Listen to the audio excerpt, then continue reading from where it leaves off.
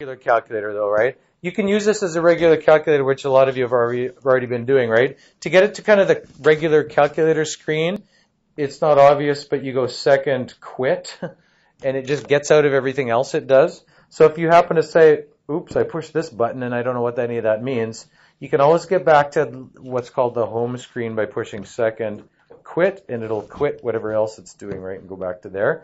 If there's a bunch of stuff there, you can push the clear button a few times. The buttons across the top are some of the ones we're going to work with here. And don't think it's like a regular calculator where if you push something and you say, oops, I accidentally pushed something else, this will still be there, right? Okay, the screens, you can flip between these. These are like, you can almost think about these as like menus on a computer program. You can just pick whichever one you want, and then there might be more choices within that. What this is going to allow you to do is enter in an equation for a function, and it'll represent it with a graph or with a table. You see it says graph or table.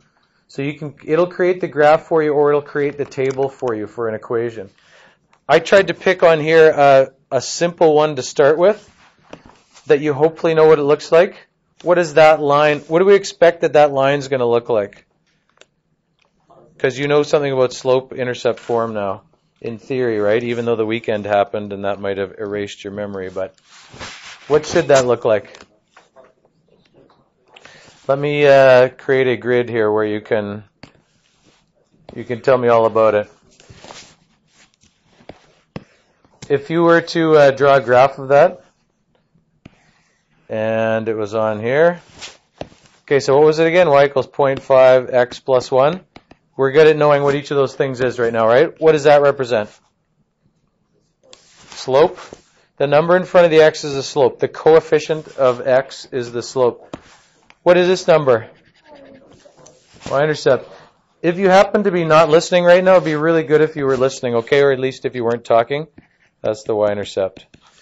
If you're trying to graph that line, then the way you'd graph it is start at 1 and then just create a slope of 1/2 through there. As in go over 2, a run of 2, right? 0.5 is like 0.5 over 1 or 1 over 2 as a fraction. Over 2 up 1. Over 2 up 1, right? That's how we would have to graph it now.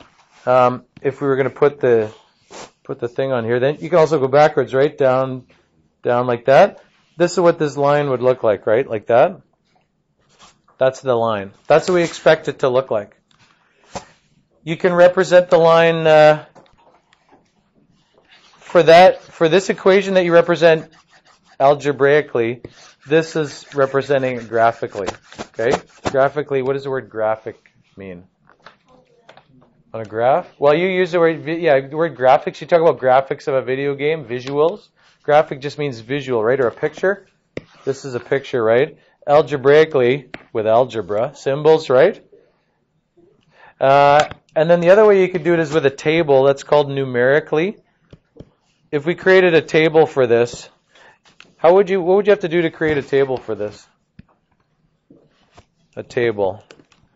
A table being, like this, where it's X, Y, and you fill in the numbers. What would you have to do if you were creating a table for it manually? Like, let's say X was 0. What's the Y value? If the equation is Y equals 0.5x plus 1. What would you have to do? You'd have to take the 0 and do what with it? You'd have to put it in where? Right there. You'd have to say 0.5 times 0 plus 1 is how much? 1. It probably would make sense to pick numbers where it's easy to do 0.5 times that. What are numbers that it's easy to do times 0.5 or times a half? Yeah, 2, 4, 6. You'd sit there and plug numbers in and fill out the table, and you'd have this numerical representation here, right? A half of 2 plus 1, half of 4 plus 1, and so on, right? The calculator is going to do this for you, okay? Basically what you can do is, so you have your calculator, you enter the equation, 0.5x plus 1. There's a couple places you can, because when you start to do this, you're going to say, where's the x? The x is one place it is right there, that x. Another place it is since you use x all the time, this is a shortcut to the x. You can just hit that button. It's a variable button. Plus, there's, minus. You don't have to put times in here. You can just say 0.5 right next to the x, and it knows you mean multiplying.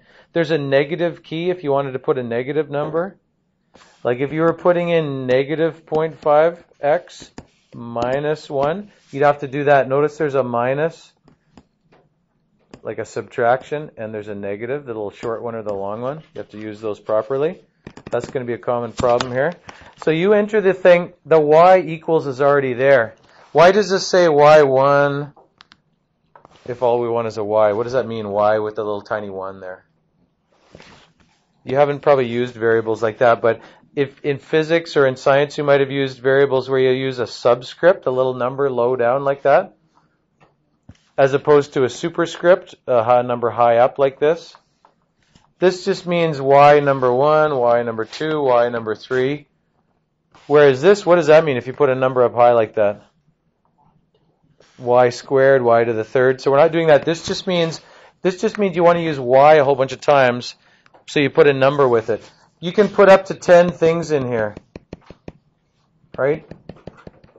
Probably we're only going to do one at a time. Once you've set up that, you have to do a couple things. If you want to look at a table, you have to set up the table first. You can't just say create a table for that, because how many numbers are there going to be in that table? How many pairs of numbers would work in that equation? How many pairs of numbers could you come up with? In our table here? I only came up with 3, but how many could I have come up with? How many are there that could go in the table? Lots, infinity. There's an infinite number, right? You can't tell the computer come up with a table unless you give it some parameters. So you tell it where to start and how much to go by and stuff. You go to second, this thing that says table set right here. Do you notice when I hit this? Do you notice when I hit the second key, this orange one? What are the buttons going to do when I hit the orange key?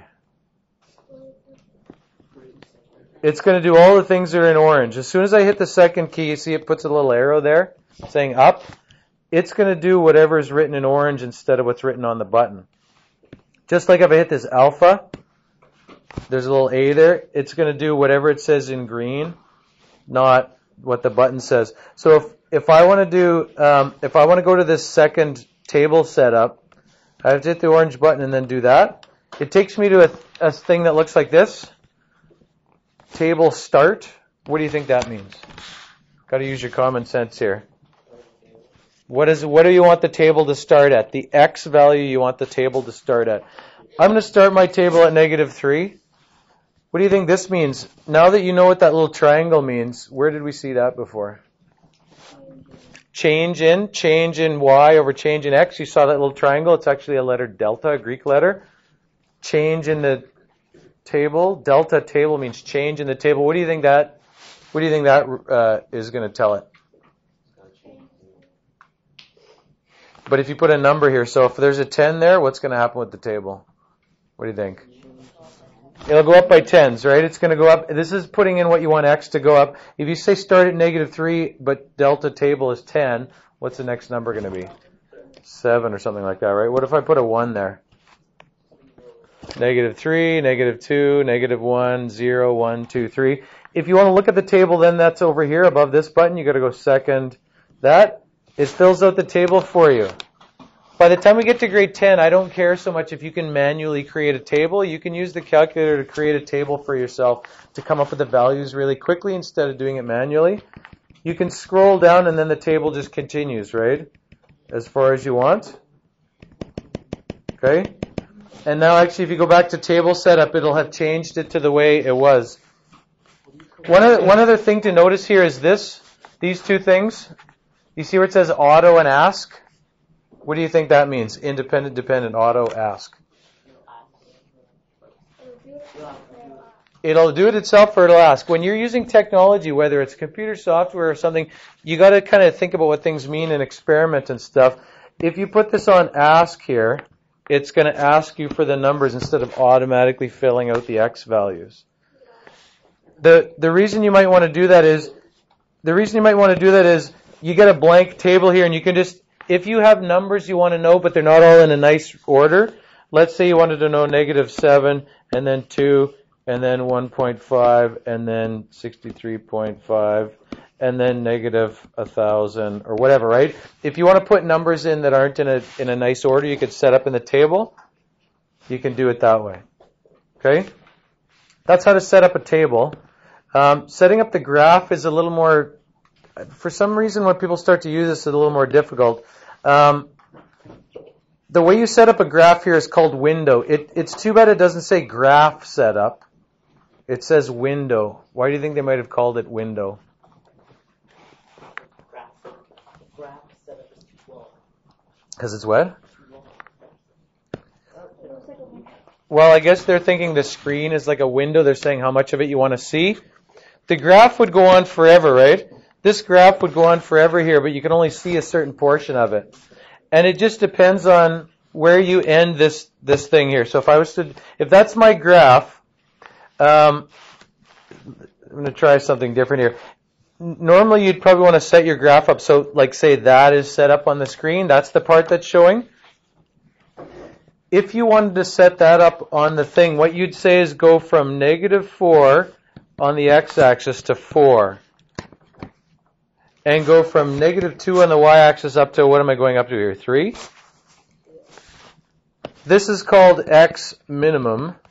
Can you see why that would be called x minimum? It's a minimum x value. This is called x maximum. What do you think this one's called? Y minimum. What do you think this one's called? Y maximum. See, this all seems obvious, but as soon as people try to when they have to change the window to see stuff, they get confused. What if you wanted to see more lower down on the screen? What would I do? Absolutely. You'd change the Y minimum, right? You'd take this rectangle and you'd make this lower down. The thing is, lower down is not gonna do this because the screen is the same size. What it's going to do is when you change the window, the reason this is hard is if you said now Y minimum is -10, the rest of the stuff's going to be all squished so that it fits on the graph, right? I don't know if I can get this whole thing, including the axes, but the graph would be squished up like this, right? It's going to be squished. The axes are going to be squished. Everything is going to be squished. Oh, come on. Sorry, talking to the computer. It's not clicking on what I wanted to click on. Okay, everything's going to be squished in there, so it's going to take some experimenting with this. Let's go back to the actual calculator now, although my drawings are impressive, aren't they? If I wanted to see this 0.5x plus 1, we sort of have a sense of what it looks like, right? It's going to cross at 1. It's going up to the right. What you probably want to set up is something to start with, something like, say, -8 to 8 on the x-axis. Would that be reasonable? What do you think you'd want to go with on the y-axis? Y min, Y max? You have to put those two numbers in. Not the numbers I have there, right? Those are probably bad choices. What do you think I would go here? -8. You want to make them all the same? You don't have to make them all the same. You might decide that it's a little bit above the axis, so maybe you want to go from -6 to 10. You don't have to make them all the same. They can all be different if you want. The only other thing I didn't talk about here is this. X SCL and Y SCL. What do you think that stands for? The amount it goes up by.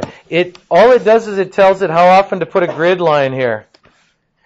If you are going up to, what did we say, going up to 8?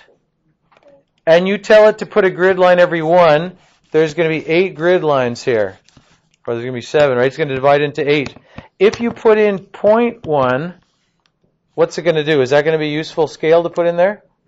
No, because it's going to be so many grid lines you don't see anything, right?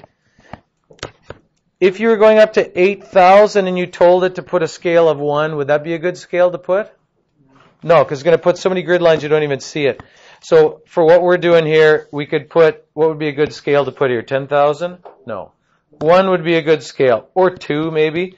What would be a good scale for the x-axis? 1 would be good. Then if you hit the graph button, you see the graph. It doesn't do grid lines. What does it do instead of grid lines?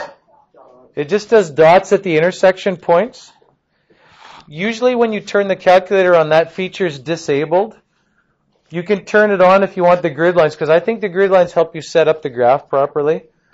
That grid. Under this format, if you go to format, there's some settings there. The only ones you're probably going to want to change are grid off or grid on if it says grid off.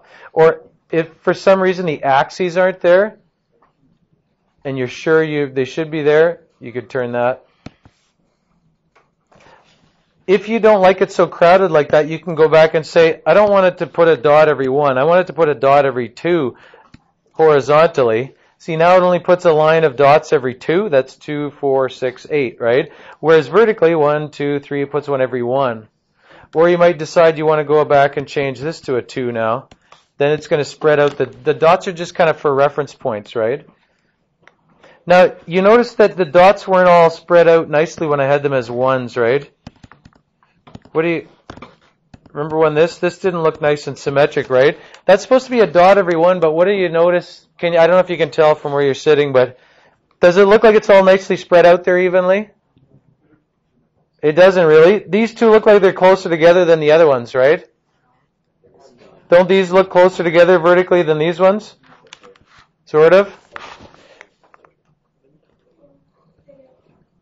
Remember I said how old was this technology? Old. It's older than you. This technology is older than you. You know how your TV now has... Let's take a minute to think about TV. Yay, TV. Okay, let's draw a rectangle, pretend it's your TV. So there's your TV. How many, it's actually a really extra widescreen TV, the way I drew it, but that's okay. How many pixels across is a HD, full HD TV? And how many pixels vertically? You know how they always say 1080p and all that stuff? 1080, it's because there's 1080 lines from top to bottom, rows of pixels. How wide is that? It's 1080 by 1920, I think is the number. That's if it's at standard 16 by 9 ratio. Older HD TVs don't have 1080, they have 720. The old kind of big, huge behemoth tube TVs, I think there was only like 320 or something like that. It wasn't that many, right? Yeah, I think it's 321 way by something, or it's like 240 by 360, or I don't know, whatever. It's low. Now, the reason I bring that up now is because, let me draw you the calculator screen. Actually, let me zoom in on it here so you can see it. Here's the screen. Do you see how you can see there's one pixel? Oh, I can't circle them. Can you guys listen, please? How many pixels do you think it is from one side to the other here? 10 by 5. It's a little more than 10 by 5 because there would be a pixel, right? Like that big. It's a whopping 95 by, because what was this? This was how much here? I think it's 63. I have no idea. What? You didn't tell us, and then you No. asked us the question. No, she said something else. It's those two numbers. I don't know why they didn't make it 100, just like I don't know why they make it 1080 instead of 1000, just because it works for something that we don't understand ourselves. But the people that designed it, I'm sure, do. What that means is if you set it, when we went from 8 to -8, when you go from 8 to -8, that's 16, right? That doesn't work very nicely with 95, does it? It's going to mean that it looks weird when you set it up. Okay? There's some settings on here under a button that says zoom. There's a few that you're probably going to use. One is zoom decimal. One is zoom standard. You're going to use those because they set it up fairly nicely. Let me show you. If I do zoom, it's going to, these are some preset window settings, dimensions. If I do zoom decimal, look how nice that looks. Doesn't it look nice? What it does now, I'm going to show you something else. This trace button here. Like if I just start using the arrows and going left, right, up, and down, you get these that little kind of crosshairs there. It's telling you the coordinates of that point on the screen. You notice how after I did zoom decimal, look how nice those numbers are. How much is each pixel when I go to the right here? 0.1. When you do zoom decimal, it sets it up so every pixel is 0.1. The window dimensions are these weird numbers. Remember I said there was 95 left to right? So it's doing 47, 47, and then there's the one that's in the middle, right? The 0. And then it's 63 up and down. So it's 3.1, 3.1 to like 31 pixels above, 31 below, and then the one in the middle. If I change this now to something really close like 5, -5 to 5, and let's say I do this as -4 to 4, it's pretty close, but look, it doesn't look quite as nice. Plus now when I start moving around the screen, what happens to the coordinates of those points? They're weird, aren't they? Why are they so weird? The resolution's terrible, exactly. It's taking -5 to 5. It's taking 10, right? The width of my graph is 10, and it's dividing it by 95. And then it's saying every jump is that much. 10 divided by 95 is not a very nice number. Same with the vertical there. Plus, if you pick weird numbers, watch this now. I can make that line look, well, does that look like a very steep line? No, not very steep. How about if I do this? Now what does it look like? Several problems here. Does it look pretty steep? Yes. 2 problems here.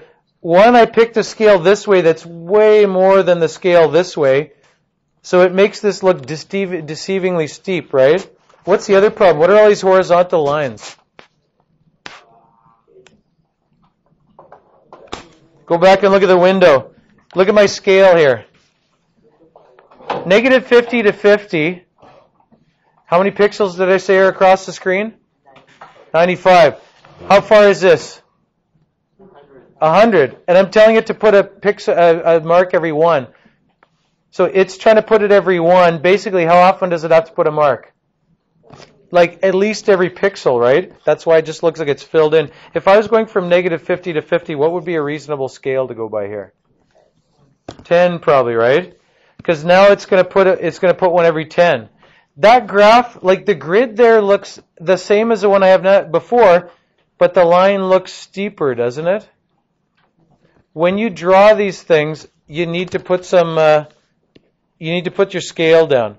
So we're gonna fill this in, and then you can do all the rest of it yourself. All right. I am gonna go zoom number 4 here, decimal, because that's how I set this grid up.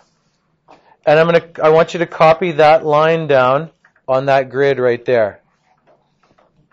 It passes through there, and so you want it to pass through that. And I didn't do a great job, but when you draw a graph from a calculator, you don't have to go 1, 2, 3, 4. You don't have to label the axes like that. What you do have to do is put the dimensions of the graph. You just have to say the minimum and the maximum. The way I have it here was that zoom decimal, so the minimum was 4.7. You can just put it at the end of the axis. There's the end of the axis, just put the minimum there. Here's the other end, the maximum was 4.7. You can put that. And then vertically, what were the numbers again? Do you remember? What were the numbers? Window dimensions, -3.1, 3.1. You can put that on the picture as well. At the end of the axes. That's how you put down what the things are. Afterwards, I want you to put this equation and then fill out the table unless you remember how big it was. And you can put in the, actually let's just fill it out together here since I already have it up here. You can copy some numbers out. Okay. Table setup, I'm going to go back to this for you. Oops. Table setup, except I wanted to put it to ask so that I can get it. Oh, man. You can copy out that table for the table there. Okay?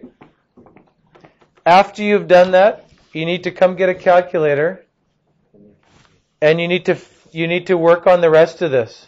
You're going to encounter not problems, but things.